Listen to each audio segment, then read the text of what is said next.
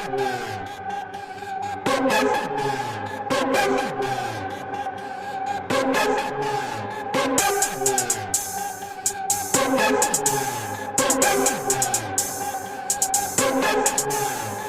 to the Daily Thunder Podcast. I'm your host, Brandon Rahbar, beat writer for dailythunder.com.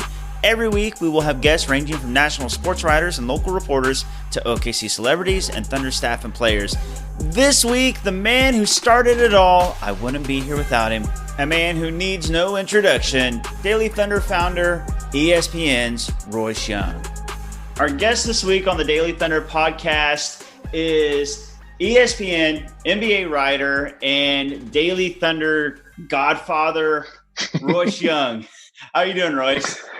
What's the official, like the really cool sounding thing? Is it emeritus, editor emeritus? I don't think I'm technically that, but that sounds cool. I've always wanted to be an emeritus. Yeah. I'll talk to Cray and John about putting that on the masthead. Can I get that title? Yeah. I think so. I'll apply you for should it. be. I'll be honest. I feel like you should be hosting this podcast, not me. All right, let's turn it around. Brandon.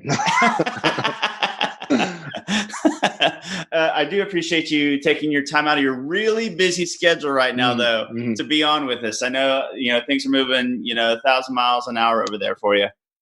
I do love it. A lot of people send me emails still, like ask me things and like, I'm sure you're really busy. And it's like, okay, I know everybody's just in the habit of starting every email that way to somebody, but like, I'm not. Right? Like you can't hide behind that. That used to be like your way to get out of, well, I'm just really busy right now. Like if anybody thinks I'm actually busy right now, like, yeah, I'm not.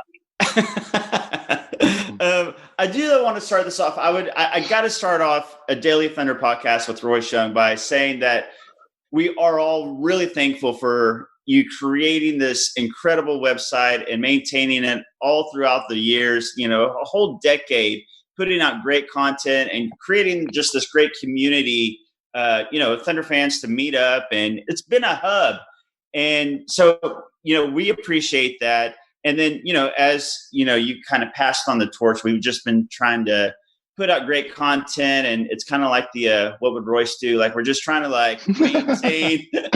maintain, the great content and keep up the great reputation for Daily Thunder that you started and created. Well, I think I've hopefully told you guys this enough before, but I've been extremely thrilled and pleased by seeing what you and Cray and John and Rachel and everybody else involved and all the new voices and the writers and everybody jumping in. It's always kind of what I imagined Daily Thunder could become. Like I was always kind of uncomfortable. I'm a little bit of a control freak when it comes to that stuff. And I could never really completely let it go. But like I always wanted it to be like this landing place for a lot of Thunder voices. And I think you guys have done an exceptional job of that while also kind of pushing into some new places. So, I mean, I couldn't be happier with how Daily Thunder has transitioned and evolved since I finally let my cold, dead fingers get away from it. Well, I appreciate you saying that. And I'm going to make things a little bit weird for just a second because I'm going to tell you a story. So, our grandparents, they remember where they were when JFK was shot. My parents remember where they were when John Lennon was shot. Well, I'll tell my kids, I remember where I was when I got an email from Royce Young asking me to write for Daily Thunder because it was such a thrilling experience for me. And it kind of started me on this path. And I'll make it even weirder by saying I was so excited. I got into it and I started writing for you. Then I felt like I let you down because a few months into it, then I got engaged and I had to plan a wedding and I got married and I got so distracted. I know. I couldn't focus on my real priority, which was writing for Daily Thunder. Yeah. And I had to focus on this new wife and kids and all the stuff that came with it. But if you're wondering, I've always held a grudge and I still think about it and I'm very bitter. Okay. Well, at least I know now. Yeah. I wonder. That's the reason I'm doing this. I wanted to confront you personally. Oh man. Okay. Good. Now that's on the table. We got that out of the way. Yeah. Okay. Good. Okay. So as far as Thunder news goes, the big news right now is they've reopened the practice facility.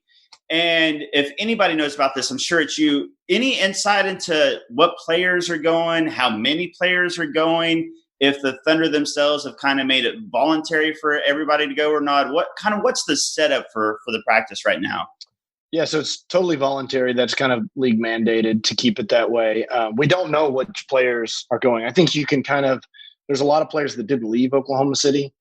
So I think you can kind of draw conclusions on, I don't necessarily want to speculate, but I will recklessly anyway. So like a guy like Darius Baisley probably is going to the practice facility. A lot of the younger players that don't have, houses in Los Angeles, Chris Paul, or some of those players that maybe don't have access to a gym like they otherwise would. So they did have players in the gym yesterday. I don't know how many.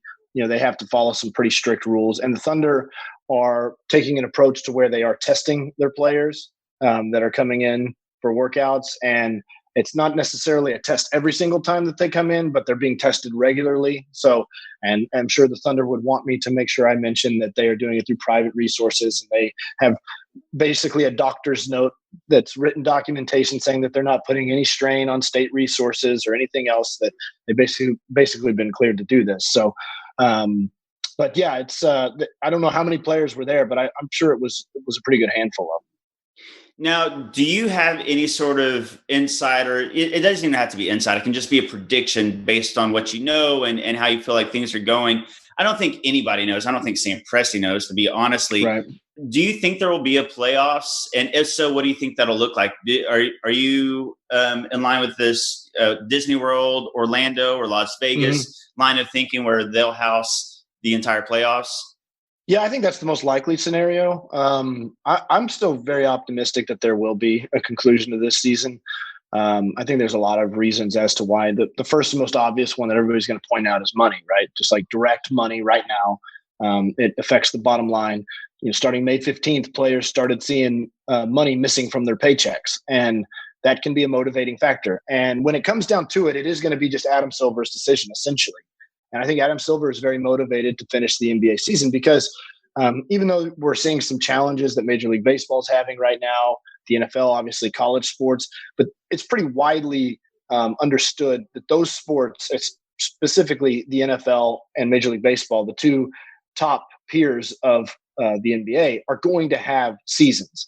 And the NBA is kind of looking at this and saying, we're not going to be the only one to not have a season here and not conclude our season. Now, the NBA is in a difficult situation that they have to restart their league. Major League Baseball just postponed it. The NFL can spend months planning to prepare for whatever their opening weekend looks like. The NBA had to stop and now has to restart in some way. And that's going to require so many different things. Like the players union is going to have to collectively bargain you should see the list of things that are going to be collectively bargained because, from like qualifying offer deadlines, team option deadlines, rookie extension. All these things there has to be new deadlines set because the new league year is going to be pushed back. Normally that's July 1st when free agency would open. Well, that's not going to happen. So you're going to have to push the new league year to a new date, and that's going to start this domino effect. So there's so many little boxes that got to get checked. But at the end of the day, I'm optimistic it will happen just because from a branding and a financial standpoint, the NBA needs to conclude this season. And, I think that there are a lot of players that are not interested in returning.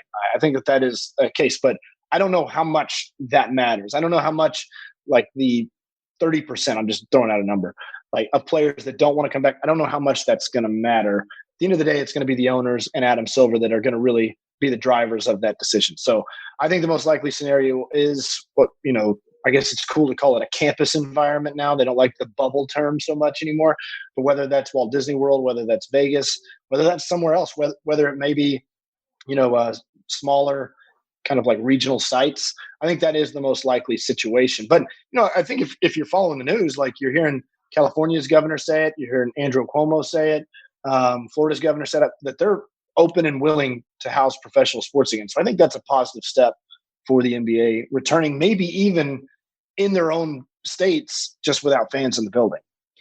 So if the NBA does return, and most people are predicting that they'll go straight to the playoffs and skip the rest of the regular season. If that happens, you have OKC, Utah, first round.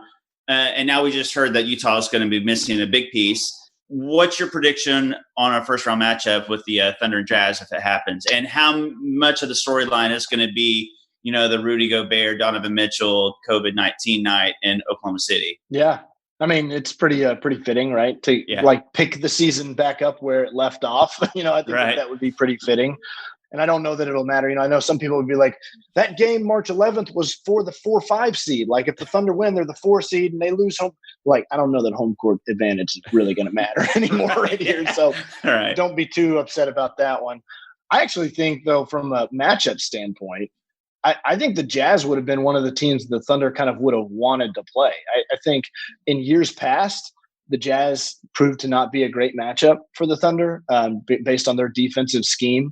But I think, a lot of what they do is they play the drop coverage with Rudy Gobert, and they basically have Russell Westbrook battle his own worst enemy, which is himself, and see if Russell could resist and make good decisions in the mid-range. So, now you have the Thunder on this side. They're one of the best, probably the best mid-range team in the NBA right now, statistically speaking, and really one of the best we've seen in the last decade. So I think you kind of put the Jazz scheme versus that.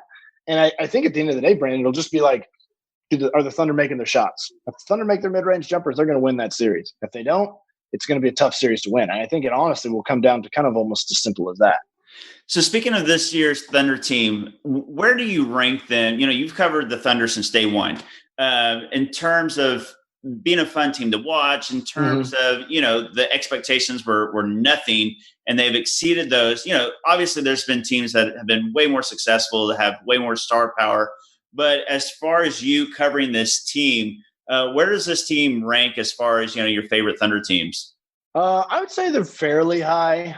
I would have to think, I think my favorite Thunder season ever, and if you go through the old DT archives, I think I actually wrote this exact thing, that it was the year that the Thunder went to the Western Conference Finals and lost to the Mavericks. And I think I wrote that, like, this is your favorite Thunder season ever. Like, remember this, because it was all fun and games leading up to that. And there was heartbreak and it was sad that they lost, but like, that was the best it's going to be in terms of lack of true expectation and what's entertaining. Because I think the difference between that team exceeding expectations versus this team is that team had this trajectory, right? Like there was like, you could see like this bright future ahead. Right. And so it was like, oh my gosh, that was so fun. And what's next for them? How good is Kevin going to be? How good is Russ going to be? How good is James going to be? And so like, that was like really intoxicating.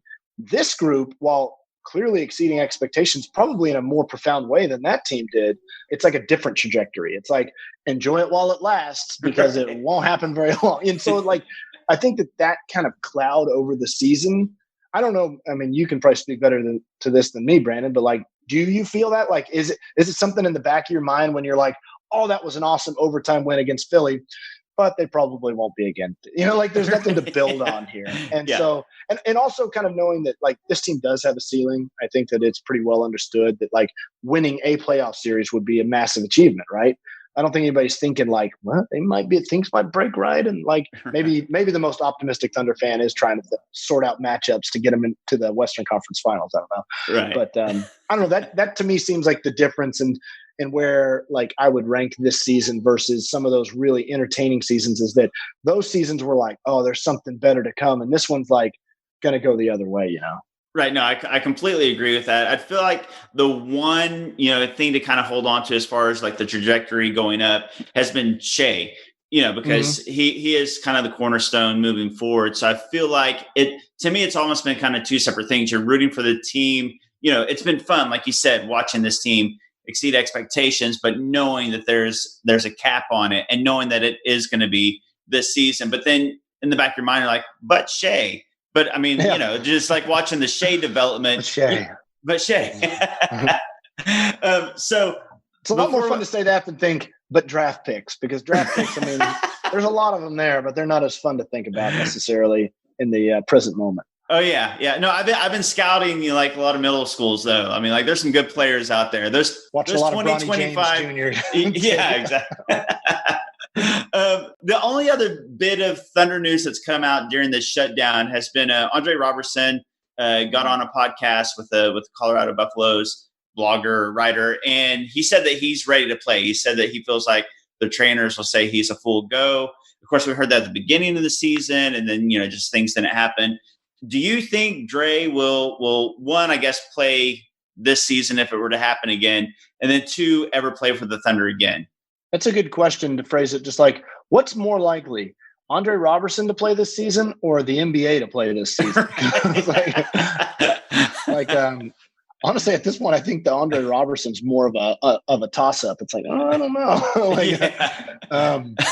I know that he sounded optimistic on that podcast, and that's great because I think a lot of what Dre was battling was some confidence in a return and what that might look like. I think that's why he stepped away from the team, went to California to kind of privatize his rehab. And so if he's feeling good about it, I think that's a massive step forward, is that, how he feels about getting back out on the court. I think the Thunder would view it, look, they're going to evaluate him and see where he's at when things come back in terms of his explosiveness and his conditioning and all that type of stuff. But look, he's a guy that can help your team. And it might not be in a 34-minute starter role anymore. It might be more of a 12-minute role-playing role. And that, I think that kind of adjustment is out there for Andre Roberson, and it probably needs to be based on where his career is going to go. And he's a free agent coming up, and if he wants to continue in the NBA, he's going to have to be open-minded about playing a different type of role rather than a starting position. Obviously, as you know, Brandon, he had a very unique position in Oklahoma City to be able to be a very heavily weighted one-way player, but still fit very well within the context of a team based on the personnel around him. That's not going to be the case around the league. So I think that for Dre coming back this year, I think it's on the table, and I think that there's reason to believe it. I mean, look, he's got a lot of extra time between now and or then and now to when he could get back on the court. At the same point, I mean, it's been 2.5 years since he's played an NBA game. So this sounds kind of rude and callous, but the way I honestly look at it is I'll believe it when I see it. When I even if Andre Roberson says, I'm playing tomorrow night's game, right, I'm going to need to see him on the court, walk out there and play in the game before I actually believe he's going to play, because I've heard a lot about how close he was. He himself, like you mentioned in training camp, said, I don't even remember how he said it. It was I'm full go, or fully cleared, or whatever he said. And then he didn't practice at all in training camp, So it's kind of, it's fool me once, shame on whatever. I don't want to George W. Bush this. But it's the player who cried wolf type thing. Right. Absolutely. That's a great way of putting it. Okay. So I got to talk to you about, I think this is pretty cool. And I don't know if you've thought about it or not, but like I said, you've been there since day one of the Thunder. You've now outlasted Kevin Durant, Russell Westbrook, Scott Brooks, James Harden. You're my jersey. Put it in the rafters. That's right. There needs to be a Royce Young night at the Chesapeake.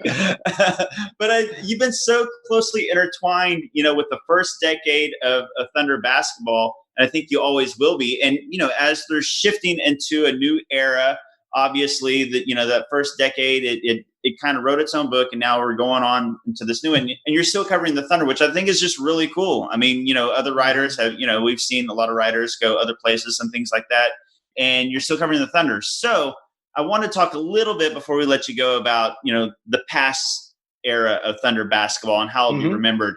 Do you think it'll ultimately be remembered as a success or a disappointment? I think it just depends on how you define success, right? I think a lot of people, the people that are titles are nothing, and if you're not first, you're last. If you got the Ricky Bobby mentality, you're going to look at the original Thunder era as a failure. That they had all these great players, they had 3 MVPs, they had future Hall of Famers scattered throughout their rosters, and the best they could do was muster 1 NBA Finals. I think that those types of people, I don't think that's a fun type of fan to be, but I understand that perspective that you view it as championships are the goal and they failed in that regard. So look, I think that that's fair to say that the Thunder did fail. On the other hand, I think if you look at it in a more macro level of what the first era of Thunder basketball represented, which first and foremost was establishing professional sports in Oklahoma City, which seemed impossible to do, to turn the Oklahoma City Thunder, for crying out loud, into a household NBA name, to establish something bigger than basketball in OKC, where the Thunder have been at the forefront of kind of a revolution within our city. I think that in that types of mindset, it's been an overwhelming success. So if you're willing to look at it more that way, and then you can kind of get into the nuanced perspective of if you told Thunder fans back in 2008, when they were watching that team that was 3-29, they're like, just wait. You're going to go to 4 Western Conference Finals. You're going to see 2 MVPs. You're going to see literal NBA history. You're going to watch 2 of the probably 30 best players of all time play in this arena night in and night out. Or actually, maybe more than that if you throw James Harden in there. So, like, if you go through all that, you're gonna have an NBA Finals in Oklahoma City. I often tell people I remember going to a preseason Thunder game back in 2008 when they first came here with my best friend Andy, and we were sitting up in Loud City, like the very top, and we were like, it was kind of like embarrassing to be at like a Thunder game. It was kind of like, what is this? It felt like really stupid to be there, honestly. Like, what is this game? Like, how am I supposed to care about this team? And we were like talking about like, man, what if they made it to the playoffs one day? Like, can you imagine if this team was in the playoffs one day? Yeah. And he was like, what if they made it to like a big series like the Western Finals? Like, because, you know, like we remember watching those Kings and Lakers Western Conference Finals, Blazers, Lakers. Oh, yeah. Like, what if they made, like, how intense would that be? And, like, guess what happened? They made it to that stuff. So, like, from my mind, like, it couldn't have been more successful. But then again, that's just the perspective that I take. I'm not a championships or everything kind of person. Heck, I've been a Cubs fan for most of my life, so of course I'm not. I think that there's a larger picture to the story. I think there's kind of a beauty to the failure in some ways. And while I think some people will look at the Thunder as the great franchise that wasn't, you know, the great what if of NBA history, like I kind of look at it as there's a beauty to that. Like they had these great players. And I think over time you can kind of embrace the fact that like these players played in Oklahoma City and put the Thunder and Oklahoma City at large on a global map.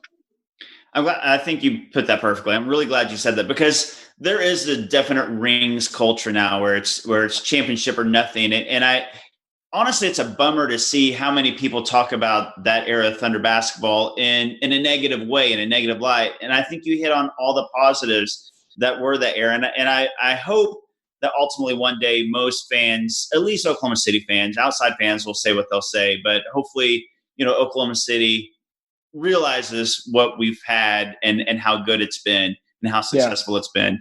Well, and let me say this too. So like you saying that made me think of this, that at some point, someday, I'm pretty sure the Thunder, it might be in 50 years if they're still in Oklahoma City, are going to win a title. I mean, the bell tolls for each franchise one day. It all comes together at some point. And that's when you package all that failure and heartache and hurt, and it comes together and it makes it just so much more gratifying than it ever would have been. And I think in some ways, had the Thunder just like had this meteoric rise and then they win a title in 2012, I don't honestly know what the history of the Thunder looks like at that point, where it's like this almost poetic, perfect, like, you know, crest to like a moment where it's like boom, boom, boom. Wow, that was really easy. Like, right. I don't know what, this might be way too hot of a take, but like, I think that almost might have been detrimental to the franchise and to the fan base going forward of like, it was that easy to win an NBA title and like being that spoiled that early on as a young fan base, rather than going through the things that every franchise goes through where you fail and you hurt and you think about those moments and you talk about game 6 and this moment and that moment and Russell's knee and Patrick Beverley, and like you have these like kind of bonding experiences where you hurt and you fail. I think that's great for a fan base. And I think that that's kind of what the beauty of a sports fan is. So like, I think that over time people will learn to appreciate that type of perspective more. At least I hope so. I know that, again, like you said, rings culture is like, if you don't win, it wasn't worth playing the game. And I just don't buy into that because look, one team wins every year. One. Right. And if you look at the arc of NBA history, what do the Lakers have? 16? I don't know. The Celtics have 17. The Lakers have 16. Like it is so lopsided on who's got all those titles. Okay. Yep. Like the Spurs had kind of warped everybody's mindset that like, it's just that easy for like all these other cities to win them. Like it's not, It is such a special moment. One team wins every year, one. So like, it's not easy to do. And so I think you just got to embrace the other victories rather than just that one penultimate goal. That's perfectly put. And I think you're exactly right. And I think had they won in 2012 or 2013, had the rest knee, you know, the meniscus, Patrick Beverley thing not happened, or, you know, 2016, I think you're right. I think that, you know, if this fan base and the city, the state would have got that success so early, you know, what would have happened, you know, 10 years from now, 20 years from now, you know, you get the ultimate prize right away. I don't think that, you know, whenever it does come, whenever, like you said, the bell does toll for this franchise, I think that will better, we won't take it for granted. And I think that'll taste even better when it does happen because, of these things that happened along the way and getting so close and not getting to taste it. So again, I speak as a Cubs fan that, for my entire childhood, I watched every Cub failure and kind of wallowed in that misery. And then there was that ultimate payoff. And I think in some ways, a lot of Cubs fans lost their identity when the Cubs won the World Series. Like they went from that team, that kind of bonding experience. And so, look, no Cubs fan is unhappy that they won the World Series, but I do think some lost kind of a sense of who they were as a Cubs fan, because it's like, now we're the team that won. And now I want to win again. And now I want to win again. And they had their most successful 3 or 4 run in franchise history, and they fired their manager. So I think that there's kind of some consequence in being in reaching that goal. Yeah, absolutely. And last thing before I let you go, moving forward, as this Thunder franchise goes forward with this new era of Thunder basketball, you mentioned it earlier. Do you have any sort of predictions on what happens, whenever the offseason, we usually say over the summer, but the offseason isn't going to be the summer this year. Any predictions as far as, Chris Paul, Gallo, Schroeder, Adams? I think a lot of people thought that this team was going to trade off some pieces and rebuild. Some people thought tank. Obviously this season might have just been its own thing. And then, I don't know if fans expect this team to come back as is, but there's a very real possibility that some of these pieces won't be here next year. Do you have a prediction on that, or what the Thunder may do? It honestly is pretty hard to predict, because I think a lot of it, Brandon, just really hinges on what happens with Chris Paul. And I think that, look, the Thunder, Chris Paul is not going to leave his $44 million on the table. He's going to opt into that. And unless there's a trade partner for the Thunder, I honestly think it's just as simple as, if the Thunder find a trade partner for Chris Paul where they're not giving him away, that they feel good about that trade. Because again, trading Chris Paul is an extension of trading Russell Westbrook. It's more return on the Russell Westbrook trade. That's when the kind of the rebuild begins. That's when you can start to disassemble the team, sell off some other parts. Because Sam Presti, as we all know, is not a knee-jerk executive. He's not going to just tear down the team to do it. If he wanted to do that, I think a lot of people had this mindset going into the trade deadline. He's going to tear apart the team. He's going to do it right here. Here it comes. But if he was going to just tear apart the team, he would have done it before the season started. Right. There was no reason to just play out the year and see what happens. He was trying to maximize the value of every player on the roster. And that was kind of happening with how well the Thunder played. And so he was waiting for the good offers to come. And if people hit the price tag, he was going to make the deal. Now, are they going to re-sign Danilo Gallinari? That doesn't really fit into a future track of what they're trying to accomplish. But I think it essentially means that every player is available for the right price on the roster. And that begins with Chris Paul. If Chris Paul gets traded, that's when you start to kind of pull some of the planks off the wall and start to sell off your spare parts. But until that happens, and honestly, I think at this point, Brandon, here's my prediction. I'm dancing around it. I think it's much more likely that Chris Paul plays next season in Oklahoma City than he does. I would guess that Chris Paul plays next year in OKC. And again, the caveat there is that somebody comes in and offers a first-round pick for him. But I don't know if that's going to happen. Nice. That's going to be the soundbite we use to promote this episode. Royce Young officially predicts that Chris Paul plays in Oklahoma City next year. Or gets traded to the Knicks. Yeah. That'll be like the fine print. Royce, thank you so much, not only for coming on today to be on the podcast, but again, I got to say it. Thank you for creating Daily Thunder in the first place and being so gracious as to pass on the torch. And you've been just so great in everything, all along the way. So just appreciate everything you do, man. You bet, man. It's an honor to be on here. I was never good enough to do a Daily Thunder podcast, so it feels like I've achieved something being on this podcast in a weird way. Thank you, man. That is Royce Young, NBA writer for ESPN and Daily Thunder creator founder. Thank you for listening and for supporting Daily Thunder. If you leave us a review in Apple Podcasts, you might just hear it on the show. You can follow our guest as if you're not already. Royce Young, @Royce Young, the best Thunder follow you'll ever make. I'm in the top like 20 though. Give me a follow at Brandon Rahbar as I cover the Thunder beat.